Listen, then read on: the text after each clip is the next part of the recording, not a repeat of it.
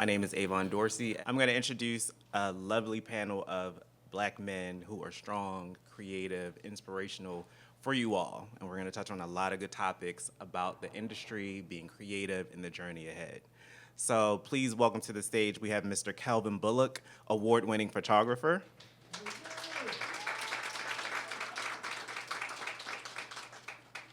We have Ron Jeffries, a costume designer and fashion stylist.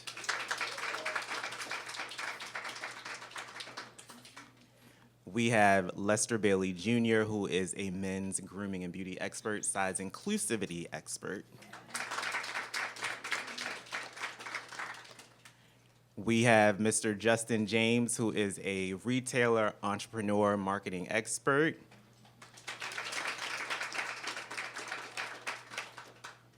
And last but certainly not least, we have a male supermodel, a super influencer, and an actor and entrepreneur, Broderick Hunter.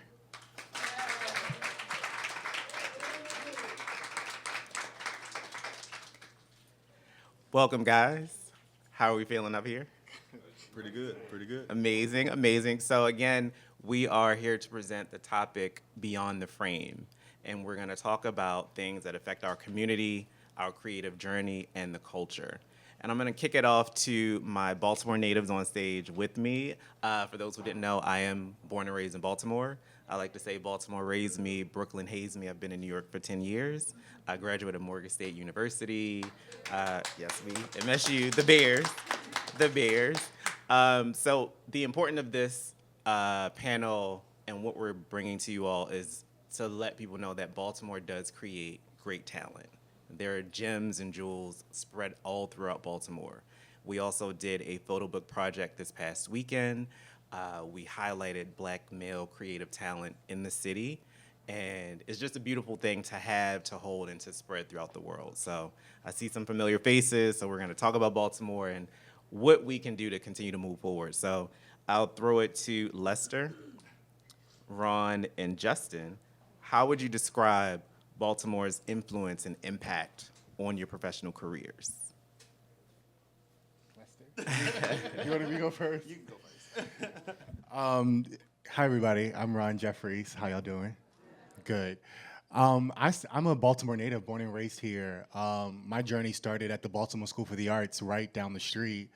Where Jada Pinkett Smith and Tupac Shakur has also attended, and those like Tracy Toms and Brescia Webb. So I went there as a theater major, as a theater student, graduated, and developed a love for the art, a love for the culture, a love for the creative. What I've learned as traveling around the world, I've been to Europe, London, all over, I've seen that the Baltimore creative is advanced. We were just talking about this upstairs. And I think the difference is that a lot of Baltimore creatives don't understand that. But if you were to set yourself outside of the environment in which you're currently in, you'll understand that you are above average. And not only you're above average, but the hustle and the grit and the determination that is born here in Baltimore, you can't make that up. It can't be pretended, it can't be duplicated, it is just innate, it's in you. And so this city, this culture has cultivated the artist in me, the creative in me. I've gone on to style Queen Latifah, Uzo Aduba, Aldous Hodge, and a numbers of people. But this is only available to me because of where I started here in Baltimore City. Amen. Good afternoon, everyone. Again, my name is Lester Bailey Jr. I am also a Baltimore native, and what this city has taught me, it has also allowed me to be able to grow, to understand and appreciate my art. Just because, as he just said, we're advanced, and when we step out, it just shows just how much we know. You know, it really does. And there's some people that are here that have seen me grow since like the beginning stages, that have pushed me from, you know, just saying, oh, no, you're not just going to do that one thing. You do all these things, so you need to make sure that people see all the things that you do. And that goes from being a designer to being a makeup artist to being a beauty expert to being a even trying to expand my knowledge a little bit on photography. I leave it to them though. But it has taught me to be able to really, really just continue to grind. And excuse me, I got into this phase really when I was a kid. I spent a few summers at the Arena Playhouse as a kid, doing some of the plays there, and learning all about the arts and things. And it's just something that's always been embedded in me. My dad, he's an artist as well. He does ceramic arts and also like portrait airbrush arts too. So the art is just in me to just continue to express, and it's really one of those things that I use as it's a healing thing. And that's something that I try to explain to other artists. It shouldn't feel like work. It should feel like it's healing, because that was the foundation that it was for me as well. Love it.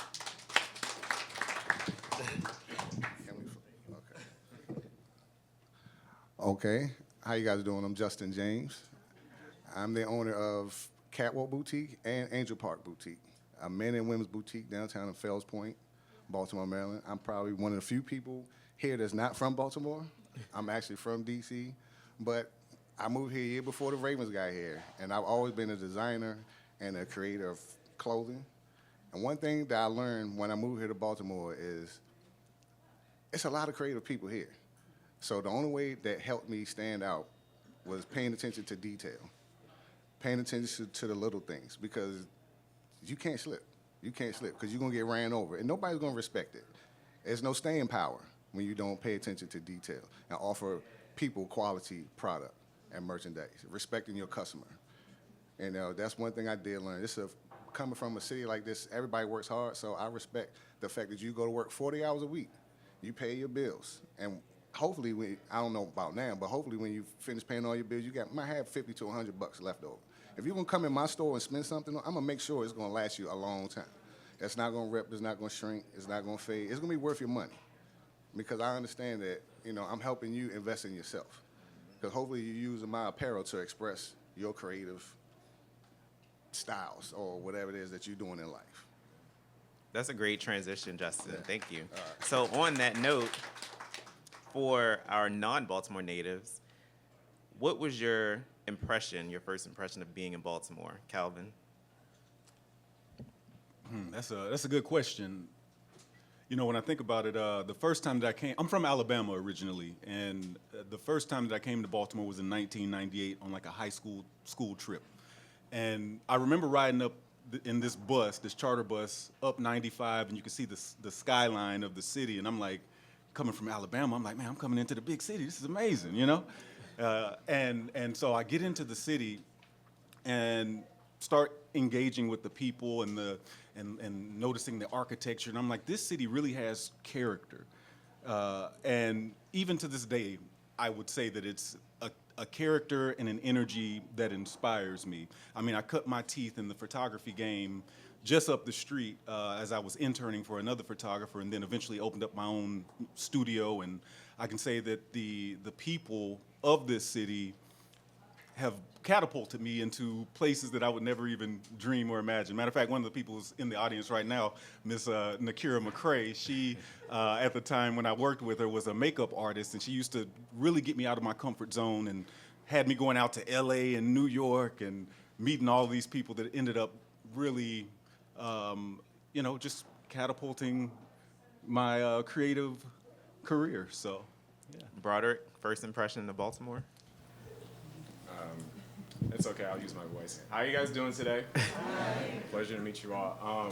I'm from California, and I'm born and raised. And one thing that I would say with a lot of key notes that I heard here was, we had service, we had energy, we talked about character. One thing I also want to bring up is examples. One thing that I thought that with Baltimore, the city, I was introduced to a great example of artistry out here, and that's one of your locals here, Miss Lex Scott Davis, who is an amazing actress, amazing artist, and I met her in New York. So how God works things out for the greater good is he takes us places. He gives us examples of certain things so we can get an idea of what we can do to exist there.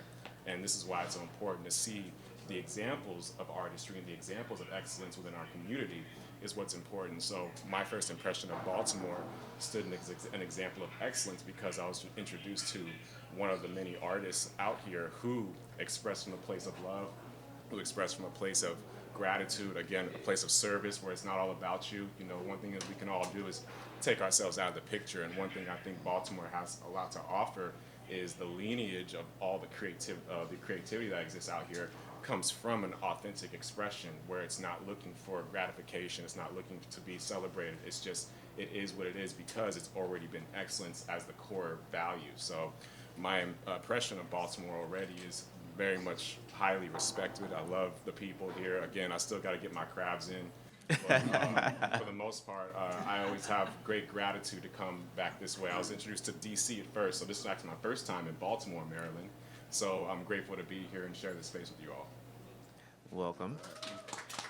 So my next topic, community. And this is a question for everyone on the panel. Would you say that community plays a part in your artistic perspective? Calvin, you want to take a stab first?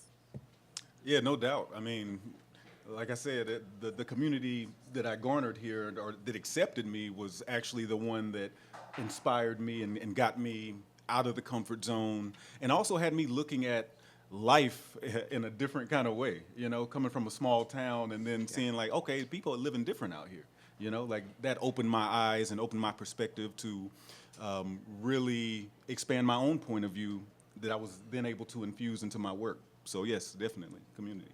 Ron? I would definitely say yes. Community plays a big role in it. Of course, like I said, I went to the Baltimore School for the Arts, so that opened me up to the artist community coming to Center Stage for a field trip. This is like home, kinda. But also, this shit is hard out here, guys. And I just want to be honest. Being an artist, being a creative is not easy. It is not for the faint. It is not for those. There's no path. You have to forge your own path and forge your own way. So having your family is one of the greatest communities that you can have, because when you want to quit, when you want to give up, when you want to say, I don't want to do this anymore, when you feel like this is rough and this is tough. My family's on the front row. Thank y'all for being here. But you have people like that who's whispering in your ear to say, keep going, don't give up, keep going, don't give up. It's right there, you're almost there. And these people have been staples in my life over the years to say, hey, you got this. And even when you don't got it, but you need to work on it to get there. And I say that, and so community is very important. If you don't have the proper community, you will die. You will fade away. And so if you are not in a community of artists, if you're not in a community of love, if you're not in a community of support, you do need to find yourself there, because it is the difference between propelling you into your purpose and your destiny and you dying in a place of destitute. Powerful. Lester? Did you go through my phone while I was No. doing makeup and stuff? 'Cause I just really had to piggyback off of that. It's real. The community here is real. You hear a lot of people say when you have something or when you make it big, quote unquote, to leave and don't turn back. And a lot of times, you might get in that mindset where it says, leave and don't turn back. But when you have to go back and life brings you back and God directs you back, regardless of what you want to do, he's going to bring you back to your foundation. And that's just real. And when I came back and I was in a place of not sure if I wanted to do what it is that I'm doing, as far as expressing my talents and everything. And, I had put my brushes down. I had taken a break. I called myself taking a break, and I said, well, when the time comes, it'll come back, if it's real. But I knew that there were things that I needed to work on. And in that's when I have people that will call me and say, hey, what you got going on? And I'm like, I haven't touched my brushes in 2 years. You know, that was my break. That was my time to heal and to reset. And you know, when you get those calls from your community to say, okay, it's time to work, you know, you got these talents, you have this gift, and you just can't let it sit and be dormant.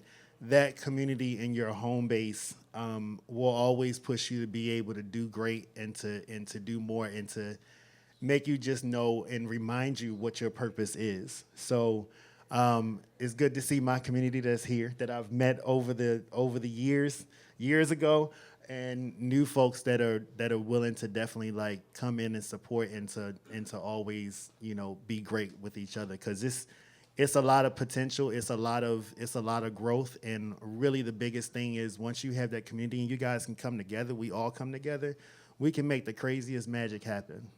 It's the craziest magic happen, and you'll be surprised what the community here, especially in Baltimore, can provide, as opposed to going somewhere else. Because you go somewhere else, a lot of times it's a lot of closed-minded folk, you know, and we're open-minded. You know, we'll take a scarf and say, make that into a shirt. I'm like, okay, you know. Whereas you know, a big shot creative director or person, they'll say, oh no, that's crazy, and I'm like, no, it's really not. Let's do it. You know, it's going to turn out great. Let's just try it. And then that comes out being like your main piece, your best you know, your best photograph and everything. So community is big, and I appreciate my community, all of you. We appreciate you. Okay, what community means to me is I always look at the community as like my source for creativity. Whenever, you know, it's time for me to create something, I love to go out and people watch, and I talk to people. And I like when I see bold people, daring people doing bold and daring things. That sparks me to push harder, to be more creative, and reminds me of that I am good at what I'm doing. When I go out and I see my brand floating around the street, when I go out of town and I see my brand at concerts and shows and games and stuff, I like, man, you know, because sometimes I lose focus and I lose confidence a lot, especially as a creator. You go through your ups and downs. So a lot of times I like going out into the community and just talking to people and meeting people and see what I can see, and it inspires me. So that's why I love the community, especially here in Baltimore, because they push you. Because there's a lot of creative people here. There's a lot of people always creating something new and doing something new every day. I step outside, so it pushes me to keep my fire burning. Amen. All right. I would say when I think and picture a community, I think of an ecosystem. I gave Lester scripture to remember, Romans 8:28, for all things work together for the good, those who serve purpose, right? So we look at ourselves and we see how is our experience in the community, and how is our community responding to us, right? So emotionally, we can get attached to certain experiences that can either A, take us forward, or B, kind of keep us at a place. So when we think about community, and I think about community, I always think of not only serving the community, but also forgiving the community, loving the community unconditionally. 1 Corinthians chapter 13, 4 is love is patient, and then it is kind. So you be patient in your community, and you see how you can actually sit still and be a part of your community without trying to make yourself something in there, and seeing what the community is actually doing for you when you sit still and listen. So my community in many aspects, again, I grew up in California, I lived in Miami, I also lived in Milan, I lived in New York. I've had so many experiences of love and family and different textures that it was teaching me more ways of how I can love my people and the people around me more unconditionally. So I feel like our community can be an ecosystem that continues to re-nurture our understanding of how we can fulfill our purpose for the greater good, but also be of service for the betterment for the Most High, which is the main thing. The main gratitude is giving God the glory in all the days. Because without community and without Him giving people around us that can be examples of the people that we can become, then we end up losing our texture of who we are being called to be. So it's who we're called to be in our community over what I feel we're trying to be in terms of our perspective and our character. So community has taught me so many things in terms of relationship, work, foundation, integrity, how you show up. You know, people, Maya just says, you know, it's not what you say, but how you say and how you make people feel, and also people show you who they are the first time, right? So when you show up to places, it's not just like, oh, I'm showing up to get a job, I'm showing up to get a check. You're having a presence there, which is actually kind of like the encompass of what we are. It's the presence in our community and how that separates us. You can't replace a presence. You can always replace, like, a job. You can somebody can fill a space, like, oh, we can find another makeup artist, we can find another model, we might find another actor, but it's certain people who fit so well in certain places that it's undeniable that you have a place there that only God can bring you there. So community has taught me a lot of many things, but I think community has taught me how much our presence as each and every individual one of us is valued if we see the love in the community and how it's being brought back and how it's resurfacing our understanding and nurturing character. You know what I mean? Amen, brother. Amen, brother. So I want to get to a topic of, you mentioned the ecosystem. So an integral part of that ecosystem is Black men. Amen. Recently, I wrote an article for Vogue that talked about the importance of the Met Gala, the theme this year, Black dandyism, the expression of who we are through the ages. And me being able to write that for Vogue was just such a highlight. And I wasn't sure how it would be received, but it was received very well. And being able to be specific about our legacy, our culture, with a platform like that, I feel like that's important. So I want to ask you guys, how important is it for Black men to be positively represented in the media? Well, I could start by saying it's important to have many various representations. Sometimes we're going to get judged in a way by all people of all expressions are going to say this is good or this is bad. But in the terms of like having an agenda to be positive is one thing, but also just being positive and understanding who you are as a positive person and about a positive energy is what's going to separate what's seen as negative. So it's our intention of how we create and how we want to draw our stories across, because it's really a lot of things with Hollywood especially that wants to fit the narrative that this is what people want to see. The people don't want to see this X, Y, Z. They want to see this, and it's all about the idea. But if we cut out the idea and actually get into the experience of what it means to be a positive person and practicing those characters, like the subtotal of a man's character is his habits. As a Black man in our fields where we present ourselves in the workspace, it also has to match in real life. So if we're depicted on screen as one way, we get caught up in the storyline and this imagination because nobody knows how you are in real life. But once people start to see your character and how you vibrate as a person, as a being outside of what you're doing, when the doors are closed and when the lights are off, that's who you are as a person. So I think it's important to see that your character and how you operate outside of the things that you show up for is going to have a lot of determination on how you're going to be a presence in that space as a positive figure, because it's all about the truthfulness of it all.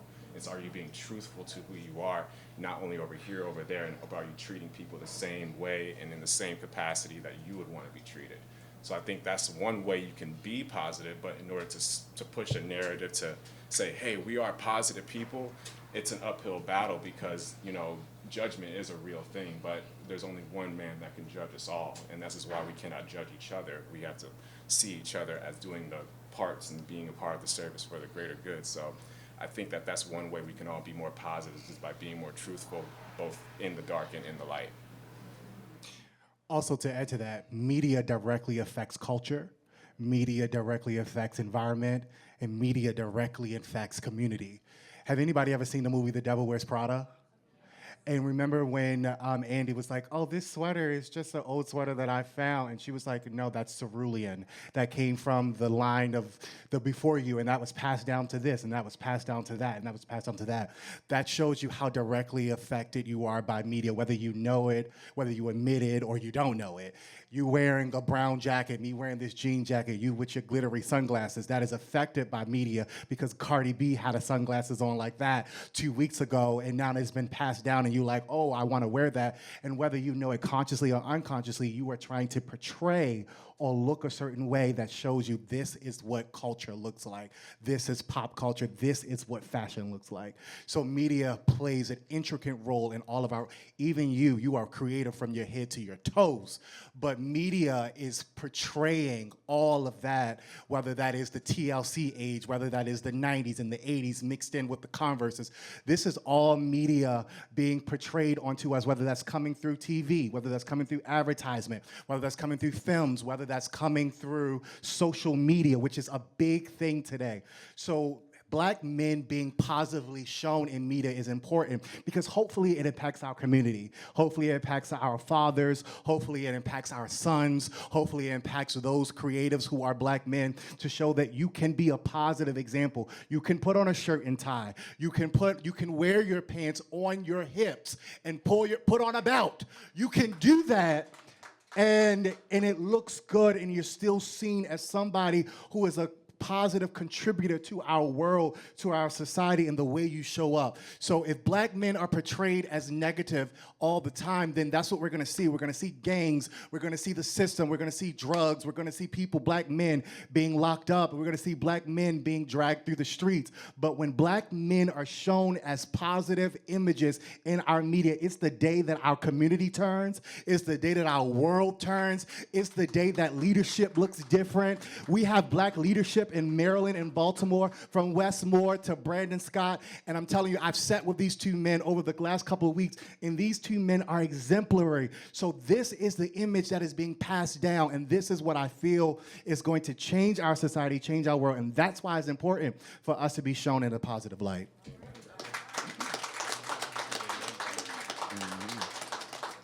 Next, Can't follow that. Lester, Justin, any weigh-in? You wanna? I mean, to sum it all up, it's like you just have to be the example. You know, you really just have to be the example for the people that you want to encourage. A lot of times, like even in TV and film, you don't see a lot of plus size guys in the media. And if you do see them in the media as like being a plus size guy, they're not always represented the best as far as like appearance. There's always like a shortcut. Oh, just put him in, solid colors, or just put him in like a simple silhouette. And I'm like, that don't work for him. And that's when I'm like, oh, well, I should have been on that wardrobe team because I would have styled him different to actually fit his character. So really the biggest thing is, and something that I actually go by is just to set the example and show other male figures that it's not, there's no barriers, and not to be afraid to be able to express who you are. You know what I'm saying? Like, you don't have to wear solids if that's not really your thing. If you want to try something else different, especially when it comes down to your appearance, try it. See how it looks. Give a different look, and also, like, I like to say for Black men especially, like, we have to learn how to give ourselves, or to say self-affirmations, if I'm saying that right.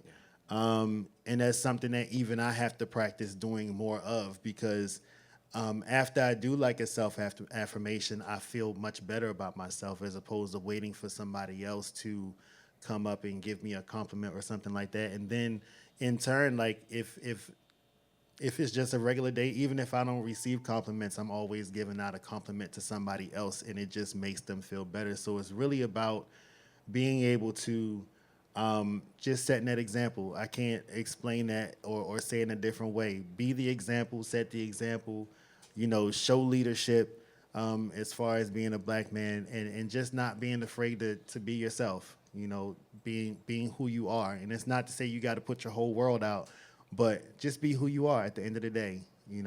The small stuff, keep it. Nobody else cares. Just be you. Justin? All right. All right, now I'm going to piggyback off what you just said, because I myself, I love to live by the motto of, I am the example. I lead by example. It's just, like you talking about Black men and our stereotypes, that's why I'm always smiling. That's why I'm always talking. I'm always engaging with people. I'm always trying to set that the newsstand. I'm trying to turn that page because I'm tired of hearing that all the time. I heard that my entire life as a person. Man, I'm 53. I've been hearing it my entire life, and I'm tired of hearing that. So I'm always smiling. I'm always talking and motivating and inspiring people and trying to push and bring out the best of everybody. So, Awesome. Awesome. So let's dig a little bit deeper into the Matrix. We were talking upstairs, when you're in the media or you're working in, corporate America or any industry where there's not a lot of us, it can seem challenging. In fashion, I'm in these rooms and oftentimes I'm like the only one. And so having that type of spotlight on you and the expectations and then again the stereotypes that people think about black men, for us up here, the question, how do you address those clear and present barriers to black entry points in the workforce? I think about after the George Floyd murder, I don't know if you all remember, especially in the creative space, there was a push to diversify different staffs, like whether it be bringing on more black photographers or MUAs, hairstylists, wardrobe stylists, things of that nature. And it impacted me because I did start getting more calls, and it was kind of like a fad. It was like, okay, yeah, let's bring Kelvin on. He's a black guy, he can take some good photographs, and so that's what happened. But then after the fad died, it was like, okay, business as usual. Let's go back to hiring whoever it was that we were hiring.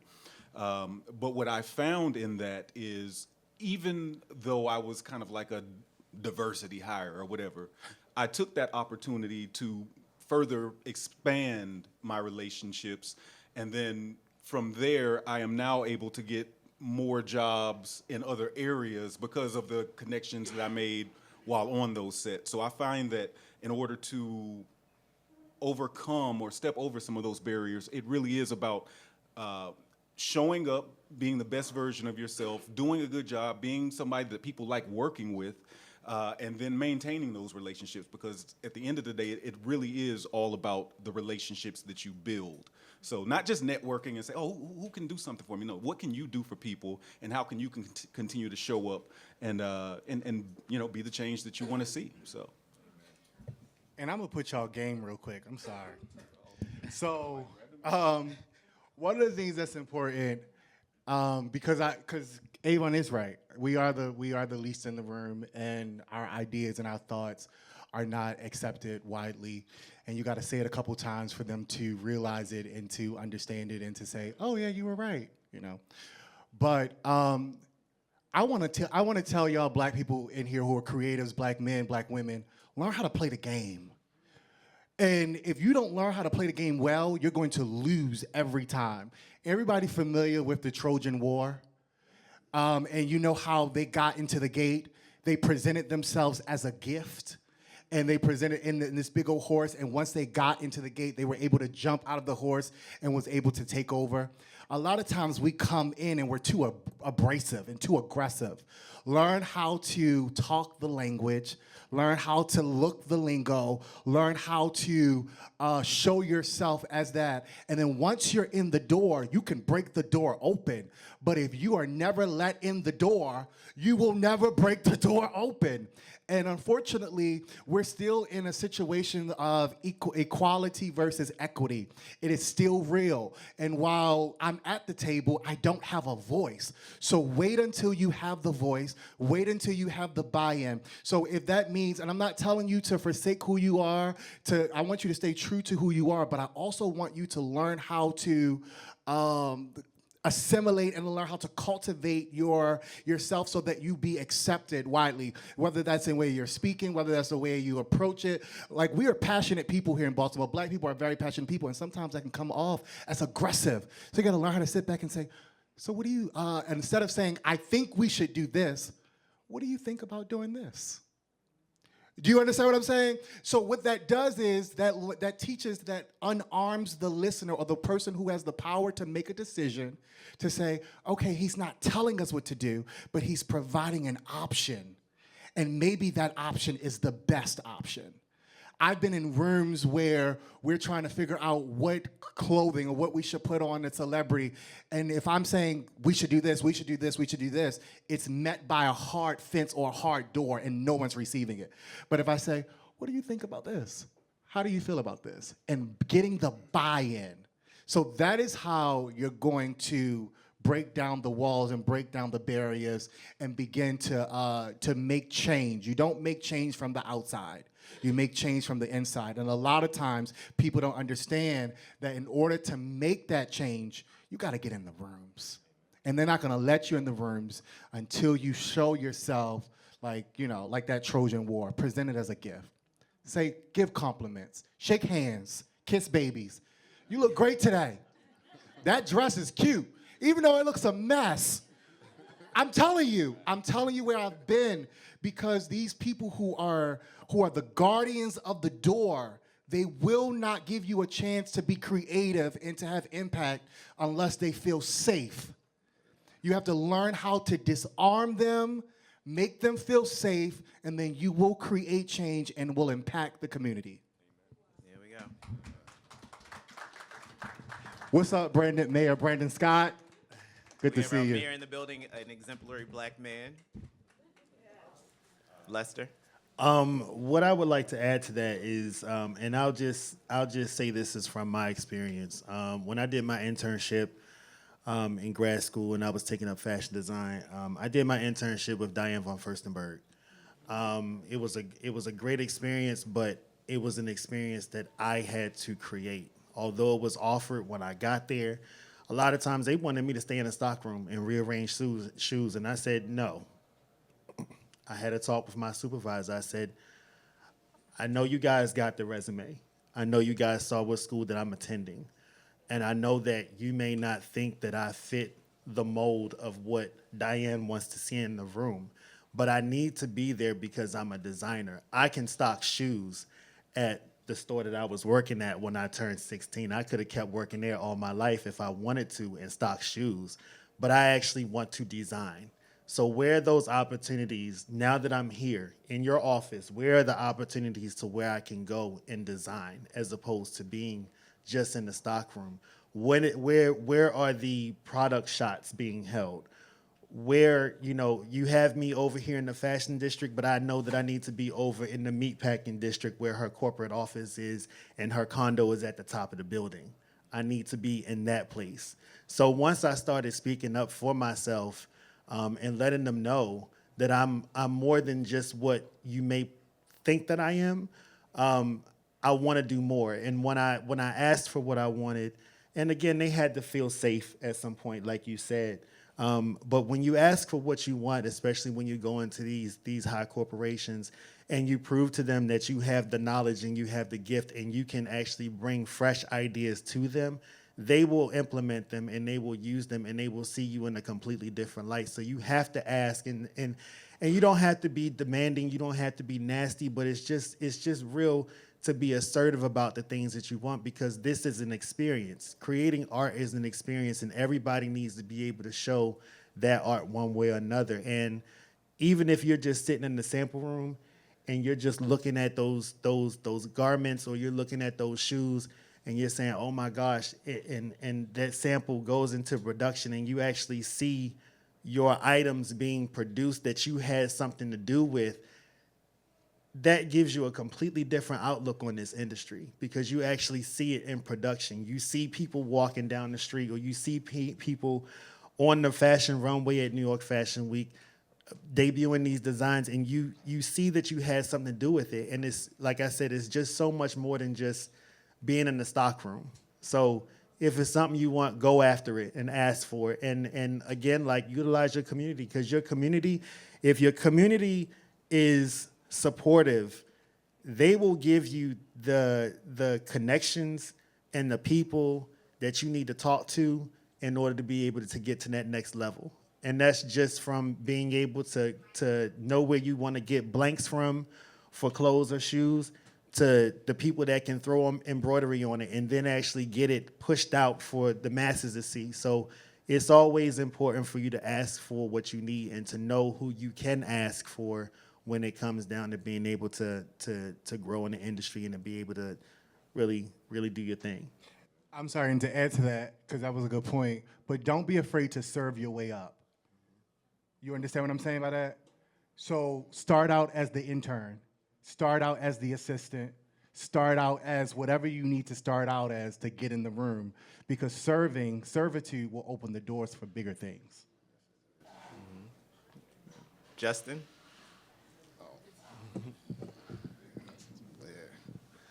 Well, speaking as an entrepreneur, you have to create your own opportunities. You know, the only blockages that I had was trying to get funding, trying to find funding. So it's like I learned to build a community of people, creative people around me, and we work together and we put our numbers together.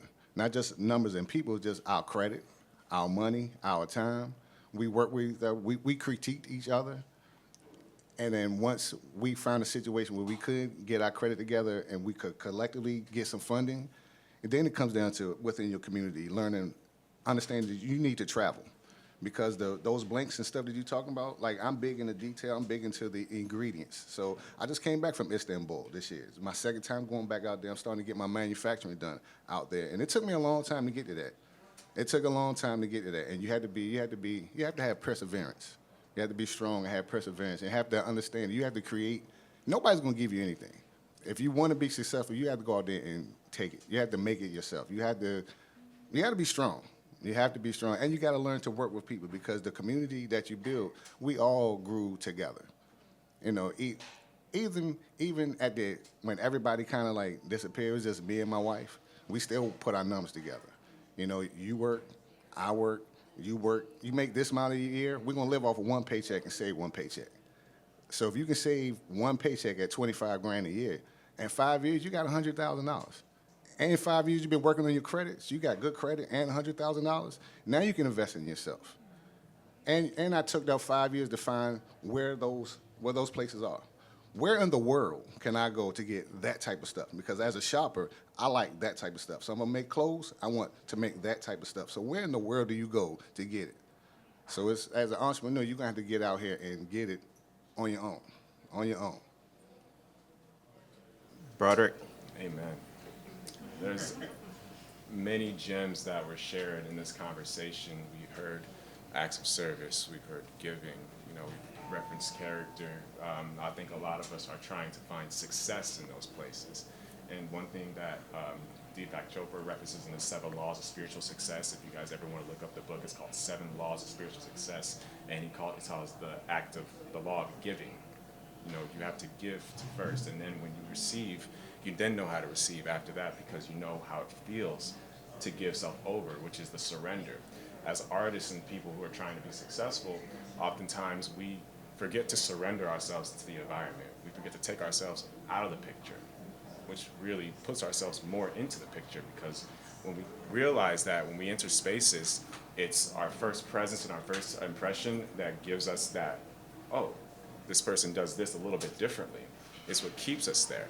So in short terms, when we look to give and be a person that's giving something before we're looking to receive, we're automatically going to fall into the law of karma, which is things that are going to come back to us. Things are going to be responding well to us. So as a creative, I would just say, if you focus on being in places where you're always in the intention of giving and always the intention of taking yourself out of the picture, not being the person that, you know, stay behind to sweep up some stuff. Don't be afraid to obviously throw in a compliment. Don't be afraid to put yourself out of your book service or whatever you were called to become. Take yourself into another place of where you can also see where you can fill those services in. One thing I've done bartending, I've done janitor work, I've done teaching, I've done a lot of different things, side jobs where I was always in a mode of service, and I carried that same sentiment into my craft as well. So don't forget to serve yourself and be giving into places with your craft, because that's what's going to allow you to have a presence there and what's going to help you stay there as well. And also it's going to help you up your stock value, because people aren't just going to see you as somebody who's a creative. They're going to see you as a being that is of life energy. And what he also references in that book is the true essence of wealth is life energy. That's what creates abundance, and that's what creates more prosperity. So if you guys are ever looking for success in these places, I think it's always be important to reference what my brother says over here is give first. So that's what I can say to that. Amazing. Last question. How do you find your creative groove when you're creating your art, and how do you stay there? Because a lot of people have that question of like, I don't know how to start. You know, how can I just get out there? So as a creative, all you on the panel, how do you find that creative groove, and how do you stay there to keep it going? Sheesh. Well, one thing that I was passionate about when I first started was I was always passionate about teaching. So when I began my career, I made a school. It's called Sell Your Look, and it's how people can find their craft and modeling. Just if you don't know how to model or get in the career at all, it's just a little masterclass that can help you just get a firm idea on what it is that you can do to start your career. So understanding the foundation of how we can leave what we've known behind and give lessons and allow people to learn from us is what allows more opportunity for the community, is what we all talked about, to serve itself and to continue to make that ecosystem stronger. So I think just lending our resources and lending our knowledge back is one of the many ways that there could be success. And I'm sure the brothers here have many different ideas and ways on how you can also be successful in that space. But I always think that having an ability to learn a skill in teaching allows the places to resonate with you better as an artist as well. So I would say that much. Justin? How to stay in the groove. Time management.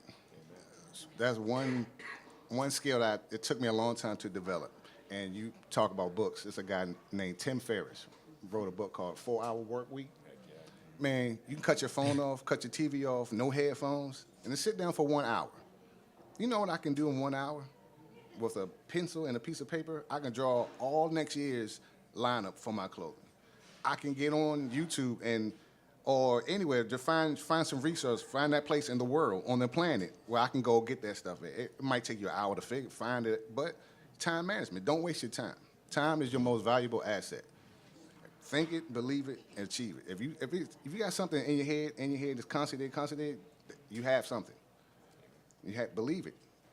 If you think it, believe it, achieve it. Write it down, draw it out, spell it out. Go find all the materials, all the raw materials that you need to create that piece or that your dream or whatever to accomplish anything. Time management is going to be your most powerful tool from now on moving to the future, I think.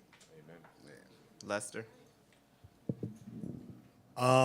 Staying in my creative groove. So I've been in and out of my creative groove, and sometimes that can just be from exhaustion, because it's a hard industry, especially when you go so hard at it. You know, you can burn out.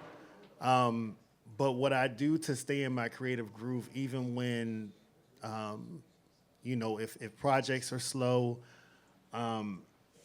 I take some time out for myself. I definitely do. I definitely do pray.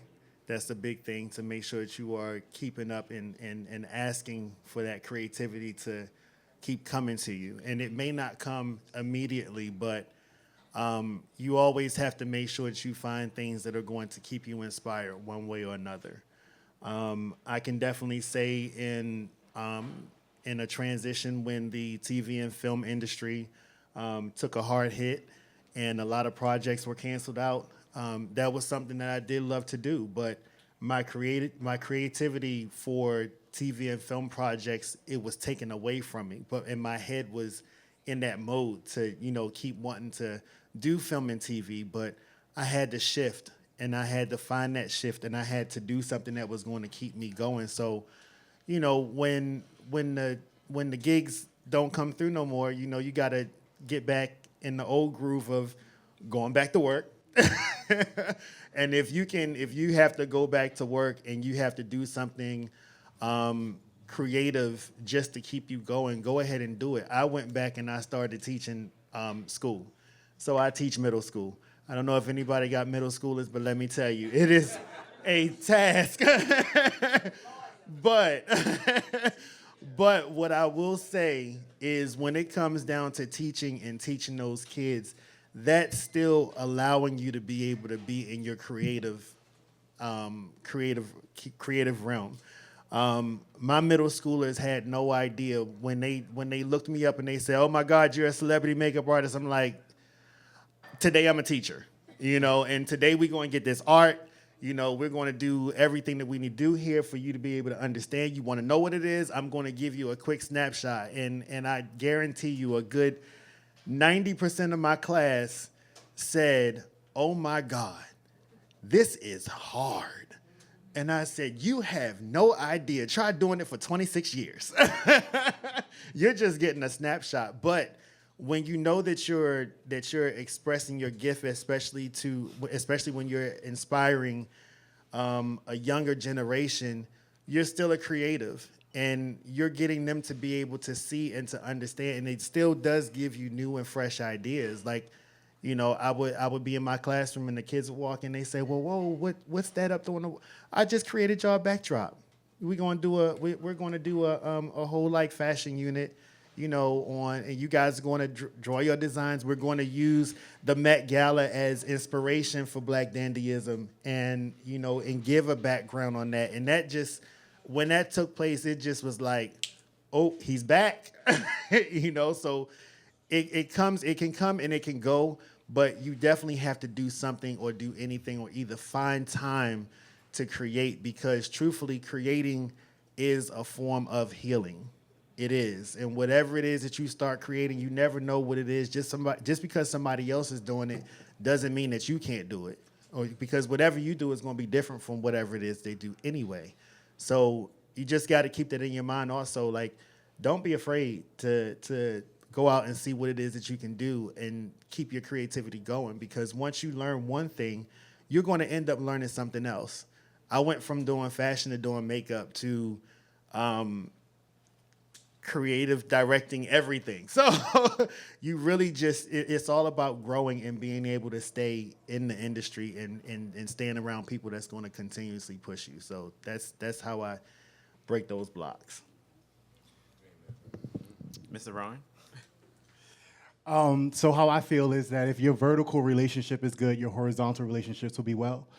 Your vertical relationship with God, God is my source that makes me a resource. In the beginning, God created, so that makes him a creative. So anything that comes from him through me is creativity. That is who he is. That's his nature. That's my God nature. That's the thing that makes me look most like him, right? With that being said, you have to look internally.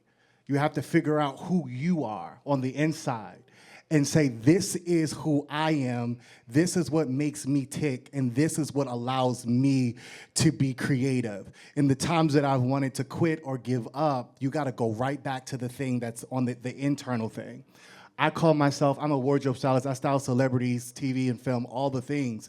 But the thing about it is I am a stylist who transforms lives through the art of styling, right?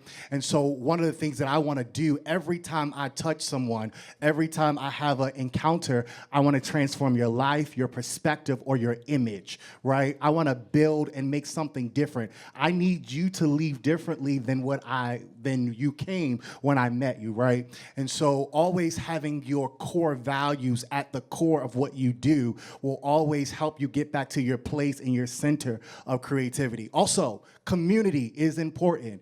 If you do not have a community of creatives, your creativity will die. It will fizzle out. So putting yourself around people and places that allow you to be creative, whether it is silly, if it makes sense, if it doesn't make sense, just being able to put that out will help you garner and light the fire for your creativity again. Thank you. I don't know why I sat next to this guy. I don't even know. But to piggyback off of what you said, though, I really do feel like going within has really been helpful for me, especially the past 4 years. I have focused on transcendental meditation. Once a month, I do the sensory deprivation chamber, basically like floating, where I'm just still, just getting into my own mind and the quiet, because we're so overstimulated by everything that's happening in today's world. And so by being able to be in stillness and to be in rest, I can then find those things and be inspired and have the energy then to go out and create. So yeah, I'll leave it with that. Listen, you guys gave all greatness. So I just want to say thank you to everyone for coming out. Thank you to my panelists, Mr. Calvin Bullock, again, award-winning photographer, Ron Jeffries, costume designer, fashion stylist, celebrity, Lester Bailey Jr., beauty, groom, and makeup expert, Mr. Justin James, entrepreneur, marketing expert, and our favorite guy, supermodel, actor, super influencer, Mr. Broderick Hunter.